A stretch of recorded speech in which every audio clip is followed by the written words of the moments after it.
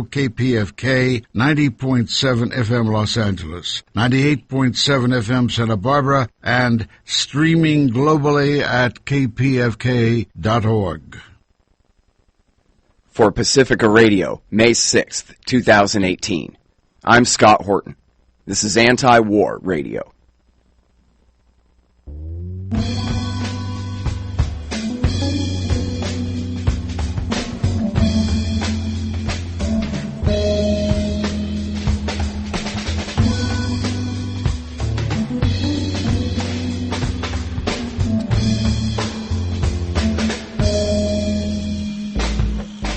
All right, you guys, welcome to the show. It is Anti-War Radio. I'm your host, Scott Horton. I'm here every Sunday morning from 8:30 to 9 on KPFK 90.7 FM in LA. You can find my full interview archive, well, when the website's up and working, at scotthorton.org. More than 4,500 interviews going back to 2003, covering all the terror wars for you there at scotthorton.org. You can find the whole archive on YouTube as well, youtube.com/Scott Horton Show.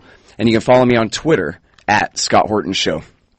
And I'm very happy to be here live, hosting Anti-War Radio in person here in the KPFK studio. I live in Austin and usually just send in a show, so I'm very happy to be here in LA. I gave a talk for a group last night, and happy to be here, and happy, very happy, thrilled in fact, to again bring you the heroic Gareth Porter, my very favorite reporter. Welcome back to the show. Gareth, how are you doing, sir?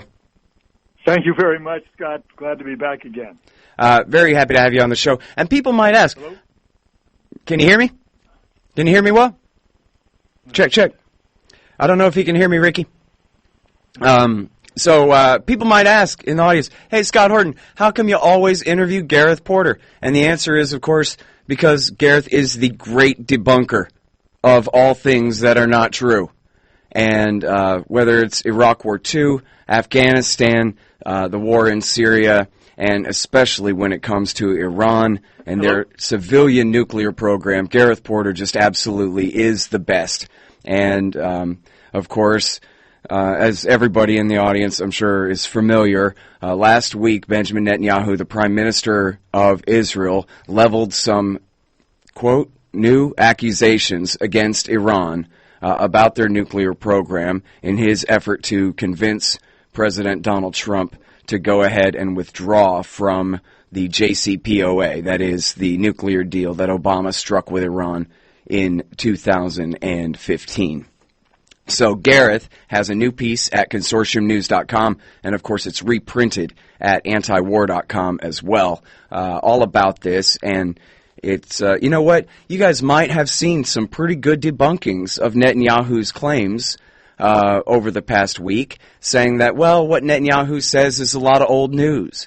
But Gareth Porter goes much further. He says it's old news, it's old lies. It never was true in the first place, these accusations about Iran and their alleged studies into the development of nuclear weapons. So can you hear me now, Gareth? Y'all set? Are you good? Is he there? All right, well, okay, well, I'll just tell you then. I'll tell you myself, I don't need Gareth Porter. So what Netanyahu described up there in his big presentation was really the alleged studies documents that we all already know about, that have all already been out for years. And the bulk of them come from what was alleged to be, or what was called the smoking laptop, or the laptop of death, that supposedly was smuggled out of Iran by an Iranian nuclear scientist and then given over to the CIA. But of course that's not true, and we've already all known for years, and including even in the Washington Post that brought us the smoking laptop story in the first place, they eventually admitted that, oh, the laptop, well, yeah, that belonged to the CIA. The documents, well, yeah, okay, they got the documents somewhere. We're going to get Gareth on the line. He's going to talk about that. But at the very minimum, they had admitted that the laptop was theirs, and they had basically arranged the story about the smuggling of this laptop out of Iran, and with all of the documentation on it about their alleged studies. And so, I can't see Ricky in there. Oh, you got him? All right. Gareth, are you there? Can you hear me? All right, well, this is not working out. He dropped again, huh? All right, well, that's live radio. That's the rules. It has to not work right, I think. But that's okay, because I'll just keep talking. And I'll tell you what's wrong with it.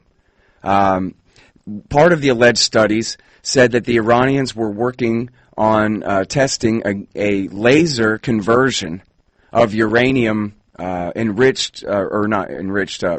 uranium ore, and using laser enrichment to enrich it to uranium tetrafluoride, which is sometimes known as green salt, because that's what it looks like, is green salt. And this made no sense whatsoever, because, in fact, the Iranians already were developing, and by the time the alleged studies came out, or the smoking laptop documents came out, they already had a facility at the Isfahan site where they refined that uranium ore and, in fact, converted all the way to uranium hexafluoride gas, which is what you need in order to introduce it into a centrifuge in order to enrich the uranium. So converting it to green salt was, basically one step in a process that they weren't following. They were using an entirely different process and had no need to pursue that. So you got him now? All right, Gareth, can you hear me? Are you there? Gareth Porter, the great reporter. All right, well, I don't know. That's okay. I'll just host the show myself. If you think I can't talk for half an hour, you're totally mistaken. I'll just interview me. So another thing about these documents, and this is something that even David Albright, the war propagandist from ISIS, that is the good ISIS, he calls it, the Institute for Making Up Lies About Iran and Their Nuclear Program, run by David Albright there in Washington. And even David Albright, one time back years ago, took on David Sanger and William J. Broad in the New York Times after they had run with these stories of this, as Netanyahu, showed these drawings and plans to develop a nuclear warhead to fit in the nose cone of Shahab-2 missile, or was it the Shahab-3? Anyway. So Gareth showed how these were forgeries, and in fact how the Iranians had begun developing a new nose cone for their missile that was not shaped like a dunce cap in, a true cone, but instead was shaped more like a baby bottle nose or a dolphin nose, as they called it. And this is an entirely different nose cone for the rocket, which would, of course, require an entirely different warhead. Quite separate, quite different than the drawing. So it was obvious that what had happened was the Israelis had forged these weapons blueprints, these missile blueprints, on an educated assumption that this was the missile that the Iranians would continue to field and would, could look like they were being, could frame them up to look like that this is what they're where they're going to eventually place nuclear bombs in their warheads. But then it came out that no, it had been years since the Iranians had abandoned that original cone-shaped nose and were working on the new documents, working on a new design. And when a New York Times story about Iran's missile program and nuclear program is so shoddy that even David Albright is writing letters to the editor complaining about it, you have a real problem. And so these are the lies that, again, even David Albright was debunking when David Sanger was retailing them in the New York Times back more than 10 years ago now, or approximately 10 years ago.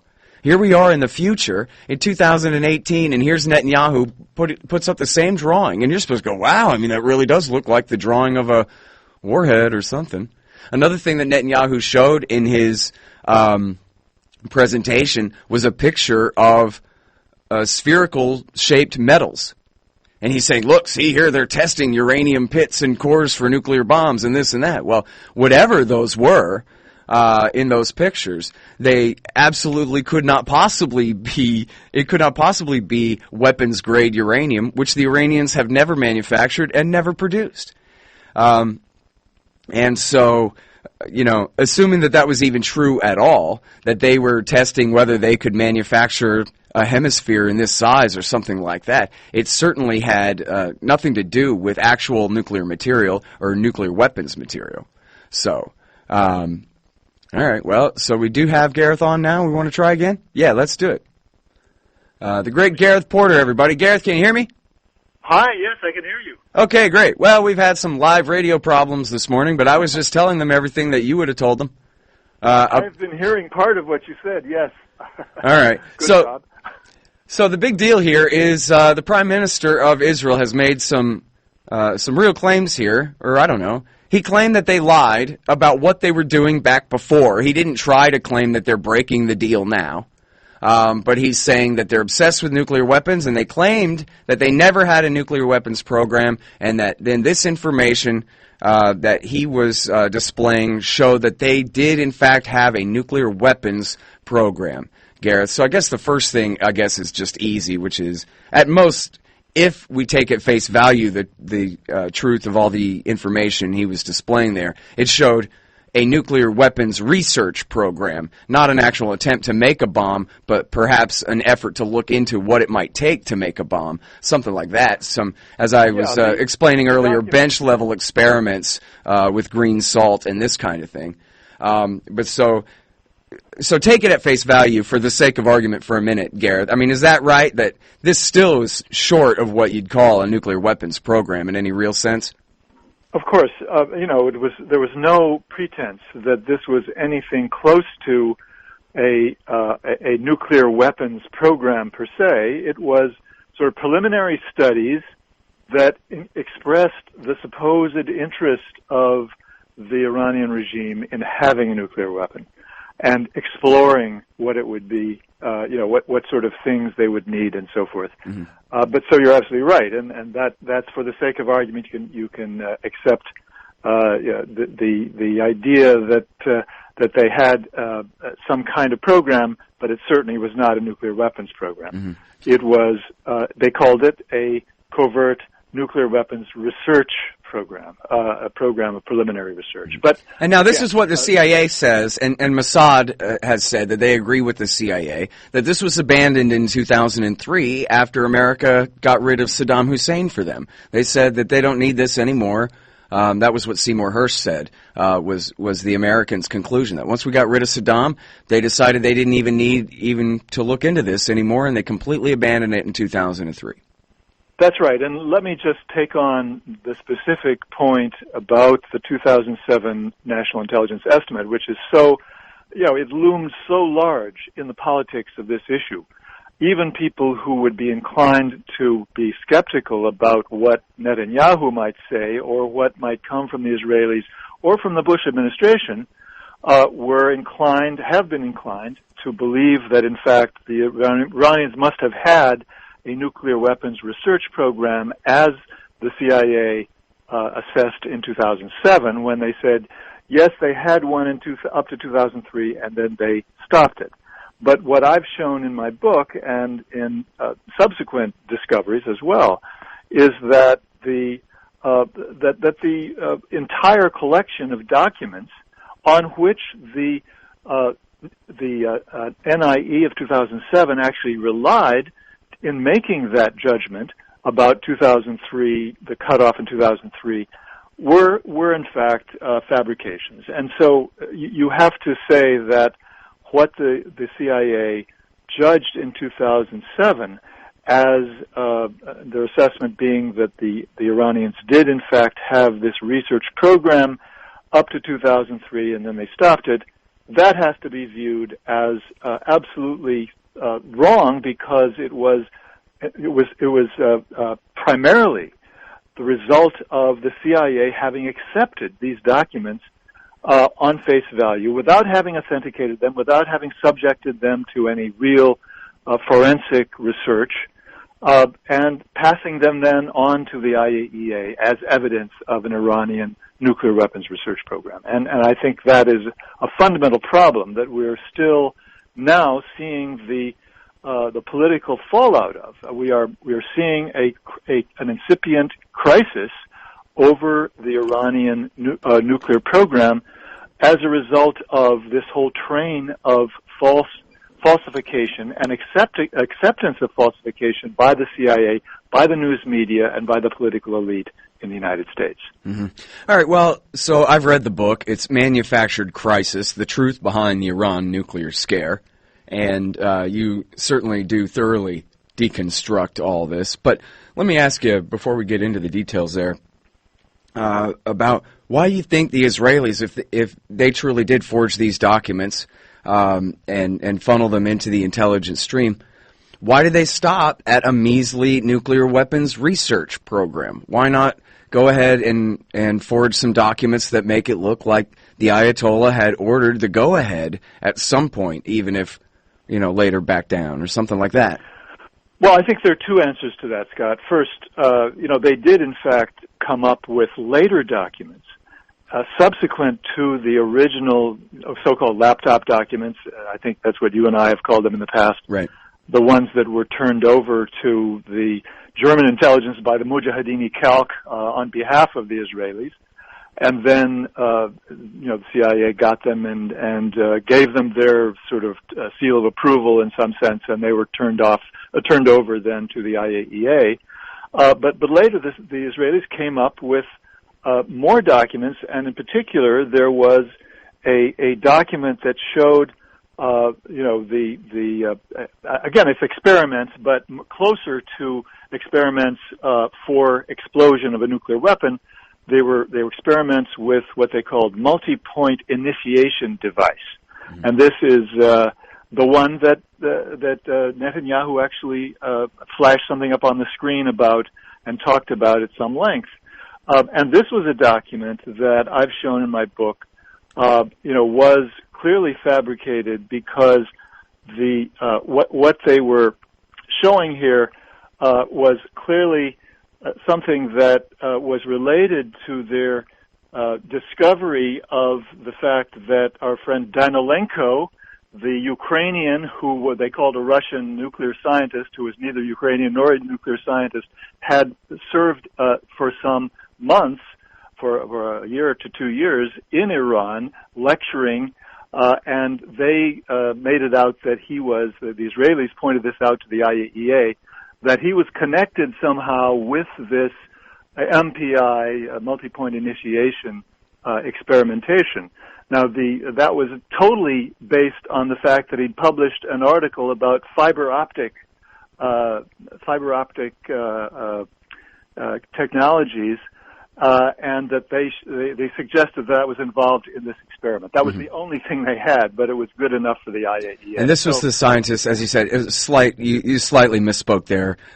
This was, as you said, the Ukrainian scientist who they accused of being Russian, and they accused him of being a nuclear physicist and nuclear weapons expert, when really his expertise was creating nanodiamonds with these sophisticated implosions. And I think it was also the great nuclear physicist Gordon Prather who said that all these tests, the multi-point initiation tests, the way that you would do that would be outside, not in these small chambers, the way that the Israelis had set it up in their accusations.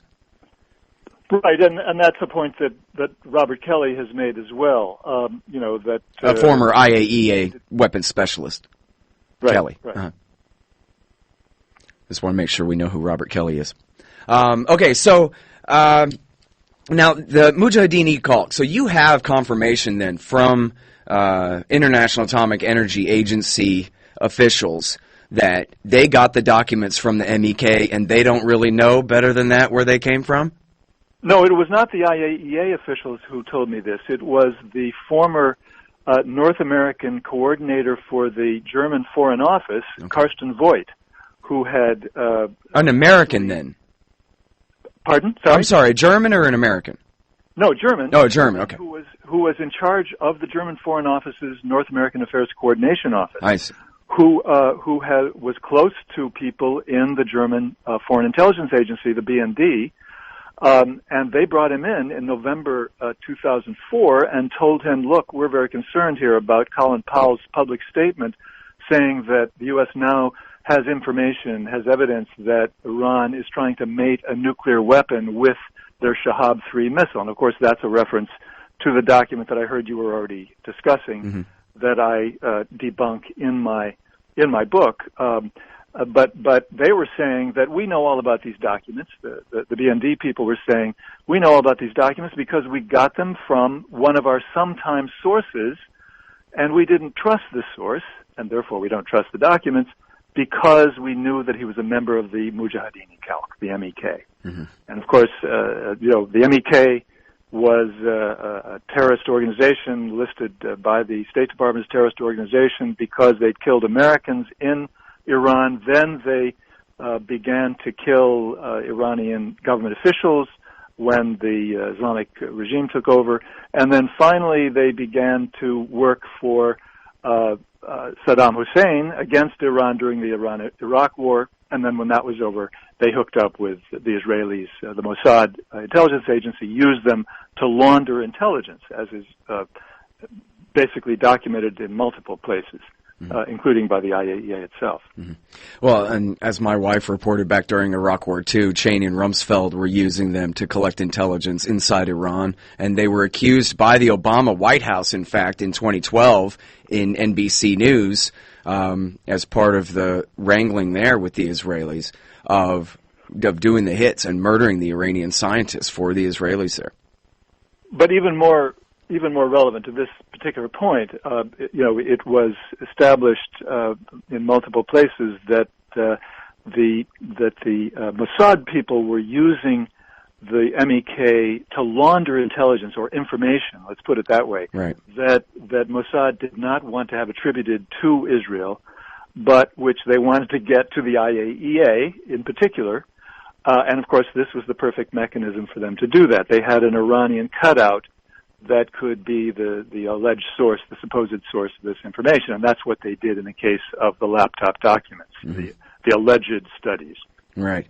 And it's funny, too, isn't it? It's just like the aluminum tubes, where they say aluminum tubes so many times that you're just supposed to accept the premise that an aluminum tube is a really scary thing, or an aluminum tube somehow automatically equates to a full-scale Manhattan Project to make a nuclear bomb.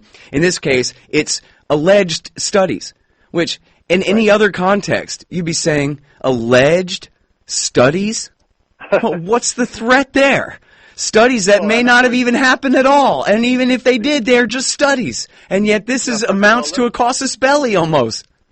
Let me point out that the term alleged studies was used by the IAEA when Mohammed El-Baradei was the Director General. Mm. And of course, El-Baradei made it very clear publicly that he did not trust these documents. They were never authenticated, as he pointed out repeatedly, and he would not use them as evidence that Iran had a nuclear weapons research program or a nuclear weapons program. And of course, they had to wait until El-Baradei finally stepped down to put their man, they being the United States, the Bush administration and the Israelis, put their man Amano into the IAEA to replace El-Baradei, and then, of course, they had free rein to use these documents. Amano was already known to be willing to play ball with the Bush administration, so that's how they did it. Mm-hmm. Well, and we know, thanks to Chelsea Manning, we have primary source material on that. The American State Department cables saying, yeah, this guy's completely in our pocket and swears he's going to do whatever we want, so... Right. Now, the right-wingers try to spin that as, including go along with Obama on doing this terrible deal or whatever. But what that really meant was he was willing to play along with leveling these false accusations and taking them at face value. Absolutely right, yes. And let me just go back to a point that I omitted, the second point that I was going to make. Oh, right. Which is that the Israelis, then did try later on to come up with further information suggesting actual nuclear weapons program. I don't think we want to go into more details about that at this point, but, for one thing, they had a document that they leaked to the London Times that, was suggesting a nuclear trigger. And, right. They had more stuff like that. Well, they also, remember the one where they leaked that we found a secret weapons laboratory in Tehran, and here's a picture of the vault door, but then it just had come from Google Images of a vault door or something, That's right, exactly. The whole thing yes. was, I mean, and they do that over and over again. I think that was the London Times as well. I'm having to scratch my brain and go back in history here. All right, so here's the deal, Gareth. The bottom line is, well, there's a few different bottom lines. Well, wait, no, before the bottom line. I'm going to have to hurry here.